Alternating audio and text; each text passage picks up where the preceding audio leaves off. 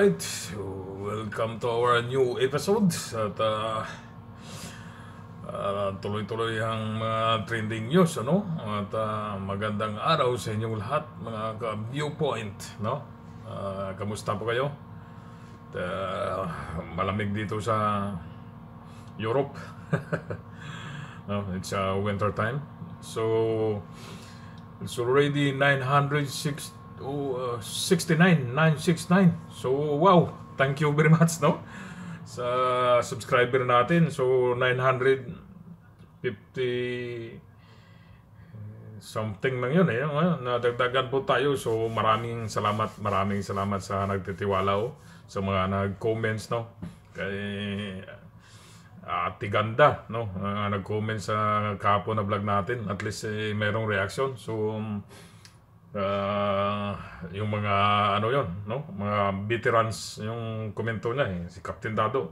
So sa mga FGF, Filipino Guerrilla Forces, no, isa din ako sa mga subscriber nila, no, mga inuudulo natin yung mga retired personnel, no, pero matitindi yan, no, they are already experienced. So I hope everybody is okay, ano, at malamig na dito. Malamig yung simoy ng hangin, no? Kape muna tayo.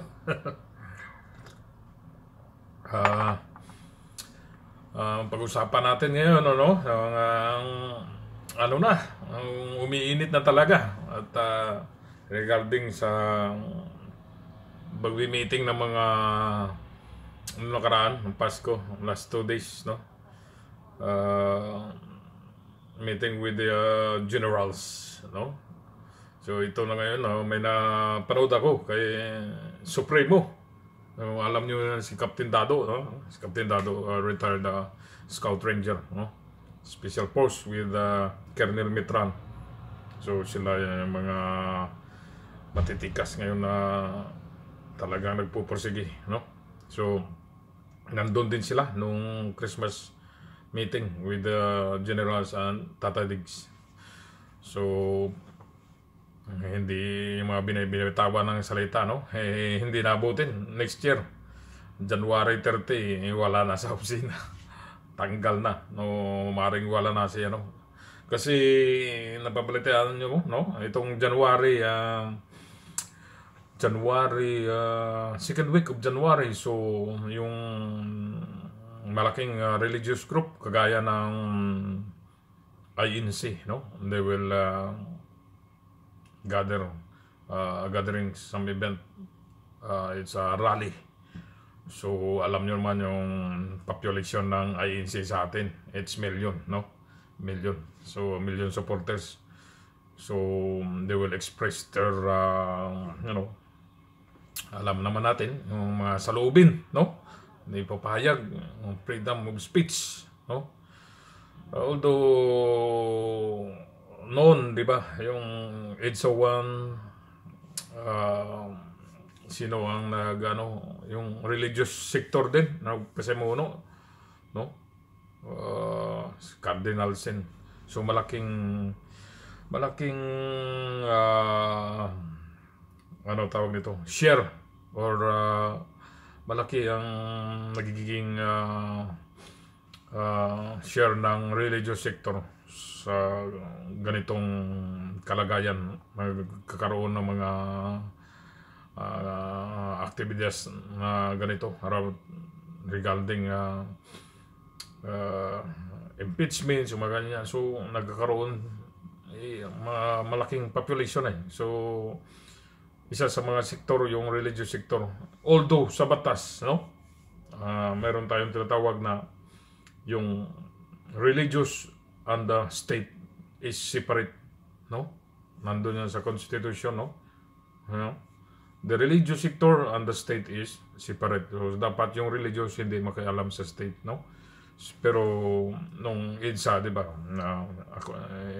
during history, so yun, no, naging isa sa mga nangunguna sa pasimuno yung religious sector, yung Catholic, no. So ngayon hindi lang INC o second week of January, mukhang itong pinakahihintay ng lahat mga ka-viewpoint, no? So, as a citizen ng Republic of the Philippines, no? Tayo nag-worry din, no? Talagang, kasi sino ba naman ang may gusto na lahat naman tayo ay gusto nating progress, no? Progress. Everything secured, you know, parang isang pamilya yan eh. Isang pamilya yung isang bansa. So yung tatay mo, yung tatay natin is, no, without direction. So, or there is some dictatorship, no, at behind of his leadership. So, wala siyang balls, no? Hindi siya ganun. Hindi kagaya yung nakikita natin, hindi naman talaga siya sabi na ako neutral ako pero nagiging Duterte ako dahil sa nakikita ko nung iba talaga. No. Nagpag-usapan natin yung security, war on drugs, talagang full support tayo dyan. Sa ngayon, di ba? Puro na lang budget yung natin. So, yan ang pag-uusapan natin ngayon. May kontihan tayong reaction dyan. So, puro corruption, di ba? Corruption. So, ano nang nangyayari sa atin? So, gusto natin yung bayan natin ay maging maayos, hindi ninadaan sa ayuda. Instead of ayuda, you're giving the money. Oh yeah, that's the people's money. But, sana maggawa kayo ng proyekto na maayos, bigyan nyo ng long-term project yung mga tao. Trabaho. Diba? Gawan nyo na, develop nyo lahat yung para magkaroon ng trabaho, hindi na ayuda. No? So, ano mayayari sa Pilipinas sa ayuda? No? So, hindi maganda. No? That is not the correct way of that's kind of leadership. No? Malayo sila sa mga Duterte. No? Kasi yan naman talaga, the most, para sa akin, nakikita ko talaga, the most sa ngayon, no? The most corrupt administration yan. So, grabe, no? Pwede lang tayong papalit dyan, Ako, kaya ito, yung platform na to, no? Sinisikap ko talaga na ma-monetize ito. Because this is not for myself, no? Hindi ito para sa sarili ko, no? This is my advocacy to help the young generation, no? Gusto kong tulungan. But dahil sa pamamagitan ng platform na ito, yung YouTube, kasi dito ako kukuha ng fund para matustusan ko yung scholarship program para sa mga bata na, bigyan natin ng magandang bright future, no? Kasi tayo, example ko yung sarili ko kasi kaya nga, kung hindi ko naman pinagyayabang, no? So, isa ako sa mga scholar during my time, so habang nag-aaral ako. So, wala akong ginastos lahat hanggang sa nagkatrabaho ako, no? Company, provide the company because you are scholars. So, kaya naman pala. So, why not give chance sa mga hindi kaya, no? Na wala kasing program no? Mayroon naman pero hindi sila nakapokus dyan.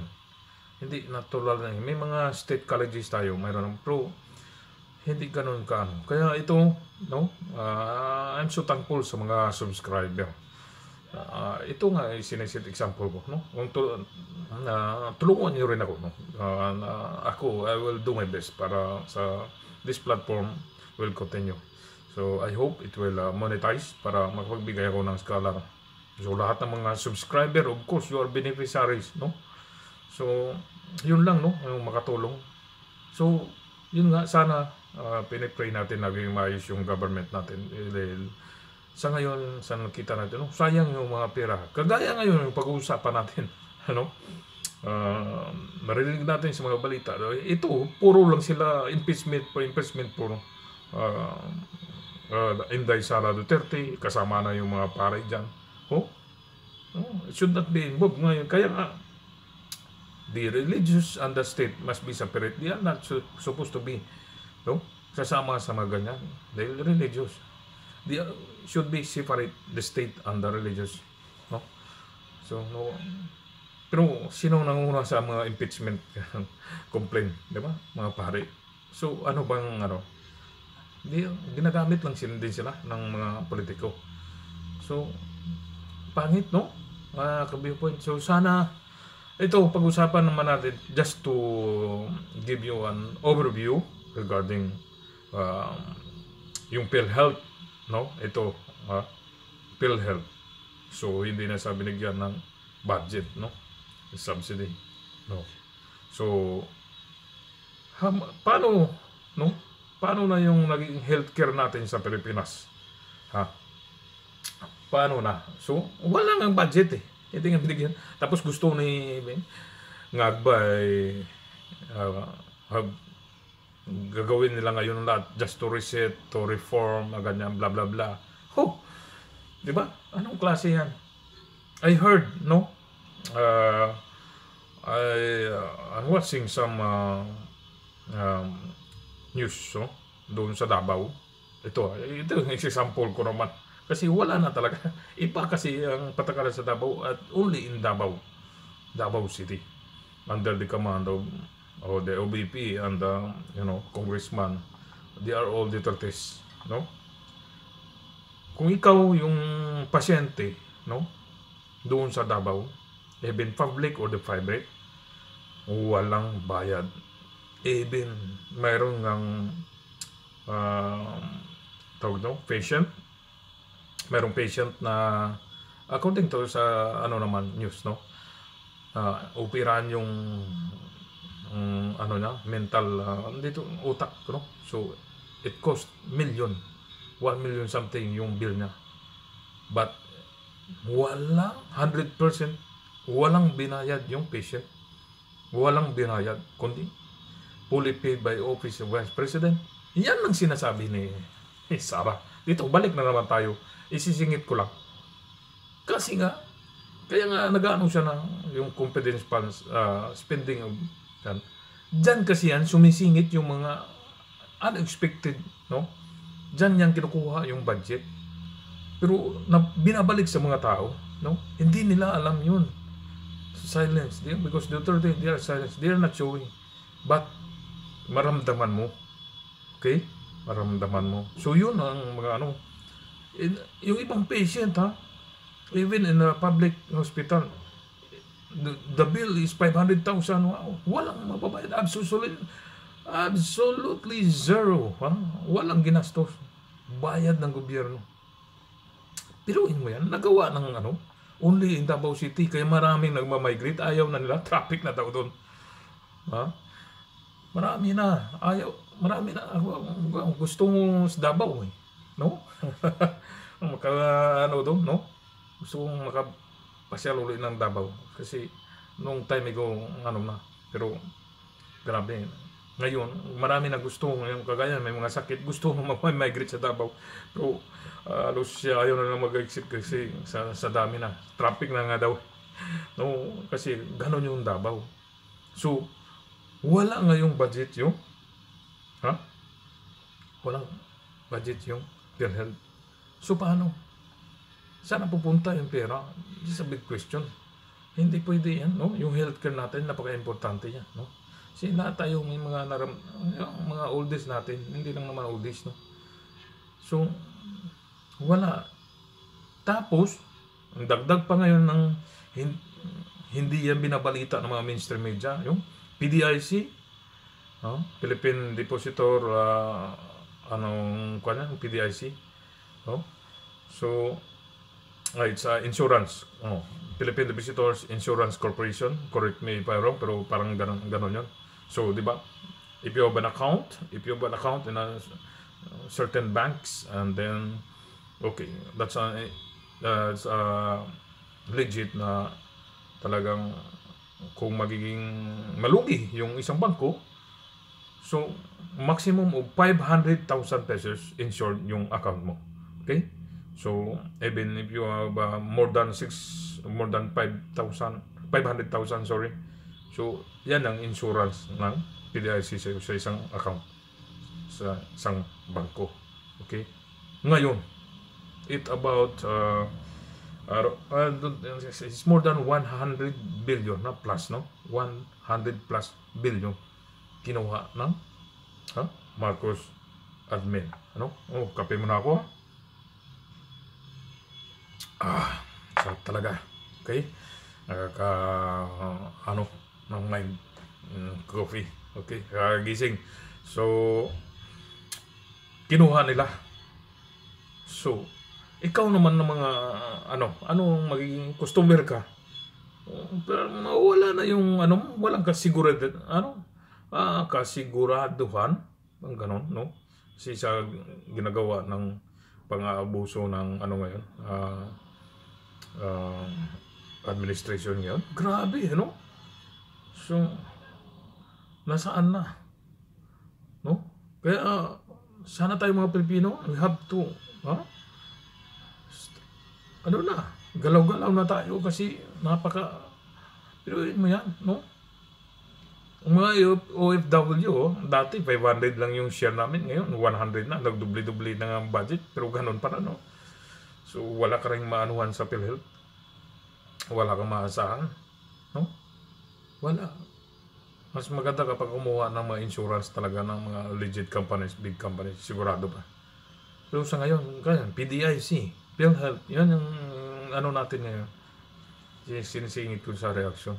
So kung ikaw yung depositor, yung may account ka, so gaano ka-guarantee? There is guarantee na stable ba yung account mo pag ganyan? No? Dahil wala na. Almost 50% they take out. Grabe sila ngayon, greedy. No? So, super. Grabe. Matindi, no?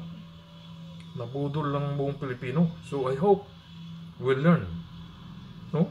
Gising na. Dapat talagang itong 2025 kaya si Captain Dado, no? Sabi na, hanggang January 6 ka lang ay. Gusto mo nga niyang pasabugin na yung hindi kung si Inday o kain niya yung tatay niya doon sa libingan, si Supremo, taniman niya ng sipon, pasabugin niya yung bangkay niya. Yun, no? Galit na yung mga tao. So I hope, no?